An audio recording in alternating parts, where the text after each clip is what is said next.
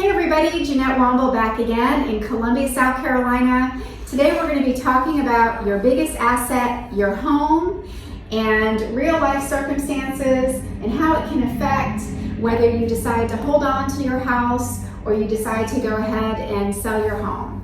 The focus today is going to be on divorce.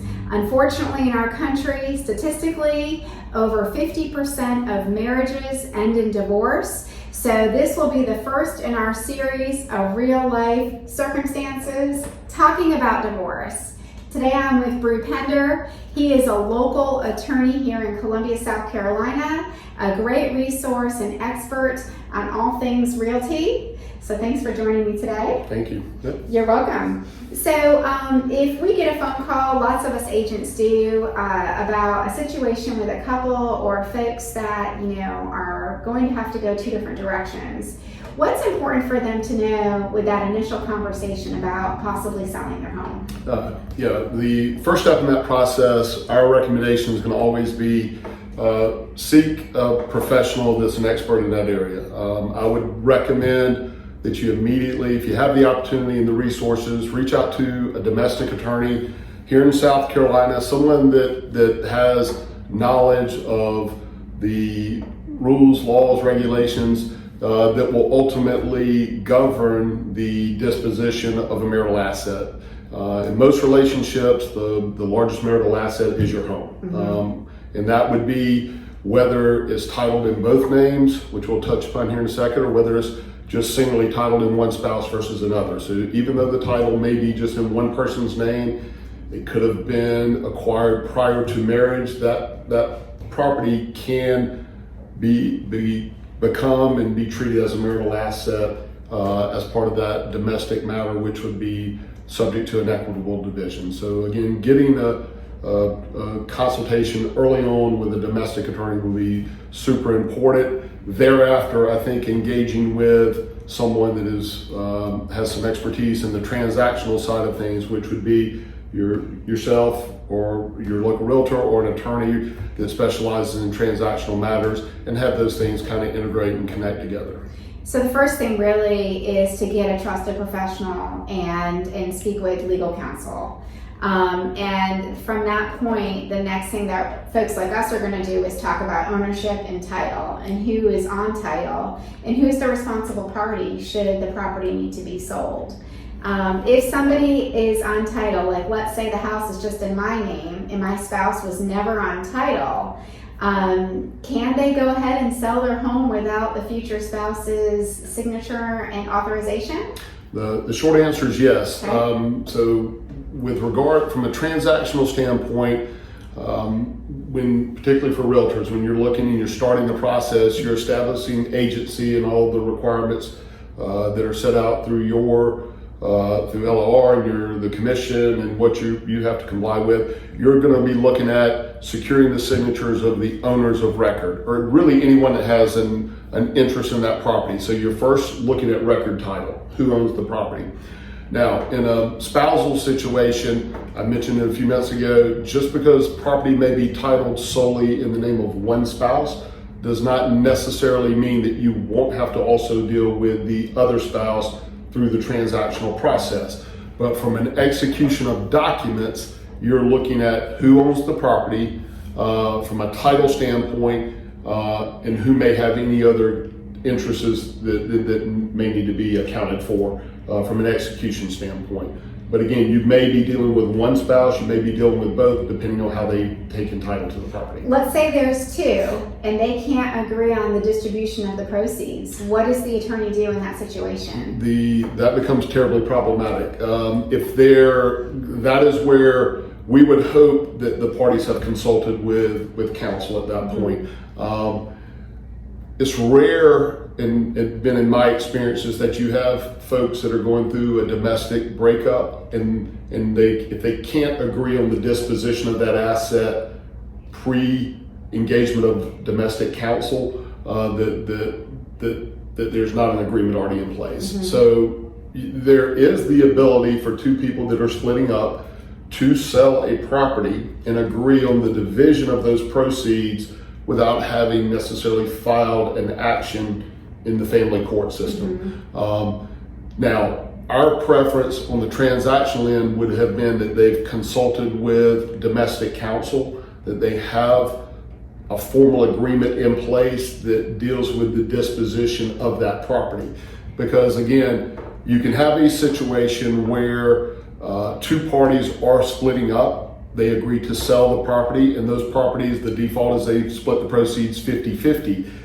That can happen, and then subsequent to that transaction, there may be an agreement that might require a different allocation of the marital assets. So you don't know what that final disposition will be, but it can still happen. And the parties can agree to sell the property and again equally divide the proceeds. And if they do go through the process of divorce, it's not required that the house be sold, correct? That's correct. And again, we frequently encounter and run into situations where the parties have initiated domestic action. They have an agreement in place, and even if that divorce process is not finalized, but it could also be finalized, there may be in their marital settlement agreement, which kind of becomes adopted as the final order, there may be a provision that states that one spouse or the other is entitled to sole exclusive use and possession of that marital asset. If that's the case, the order alone does not transfer title to that party. So you still have to have a transfer of ownership. So that could result in the spouse who is not retaining possession executing a quitclaim deed to transfer their interest to the party or spouse entitled to the possession of the property.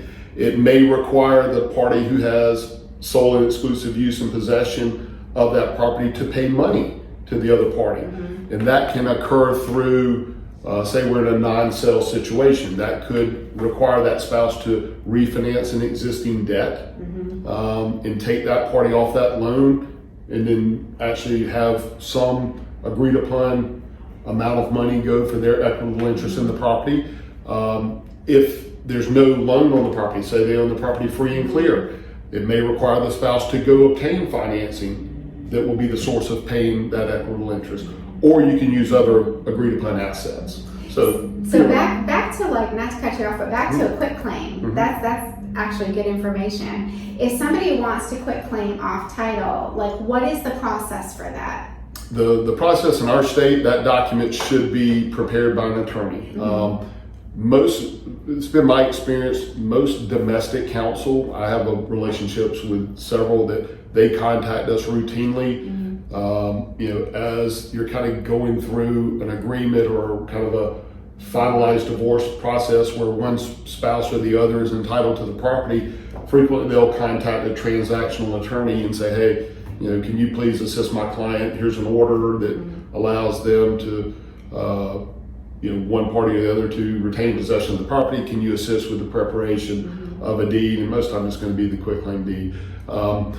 You have to be careful if there's existing financing in place. Typically, a party coming off of title, you got to be careful that it doesn't trigger some of the dual sale provisions in your financing documents. But in most instances, when you have a life-altering event, a divorce or a death, typically you can work through that process with the lender based on the documentation that's available to support the process. Okay, and from personal experience, I think when I did a quitclaim back in the day, it was maybe about a week or two for that process to happen, and it wasn't that expensive, maybe a couple $100. So it's a pretty fast process. Yeah, it's not a difficult process. We would need to obviously verify the same thing. If we get contacted, we're gonna do at least a limited search to make sure we have the parties who own the property, because you run into situations where folks have gone through a domestic matter and maybe they've done a life estate deed and now we have other parties. So we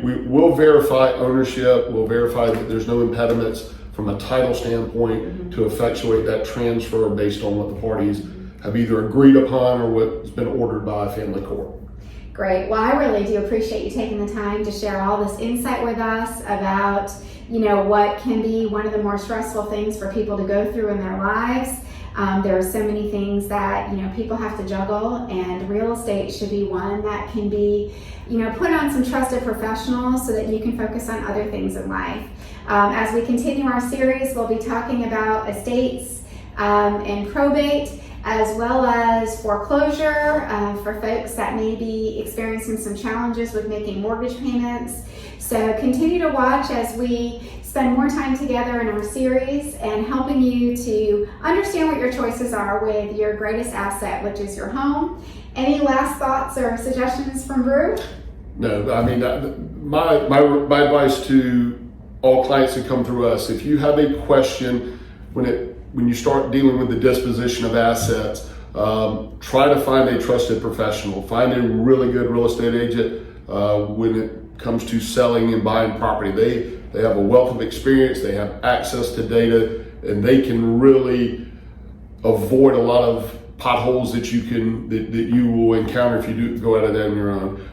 Find an attorney. In our case, like I said, we're a transactional based firm, so we have the ability to do a lot of things transactionally, whether it's residential, commercial, business, or otherwise. I have an outstanding probate estate attorney. I think she's the best in the business, Marshall Menton. So we can cover all those estate things. I have Eric Lybrand, who's our chief underwriting counsel, who has a wealth of experience in foreclosures, claims related things. So we have a network here. We have within our firm a lot of attorneys that have experience in those areas, but we also have a lot over my 24 plus years relationships in the domestic world, really good. We have a great domestic bar here in South Carolina.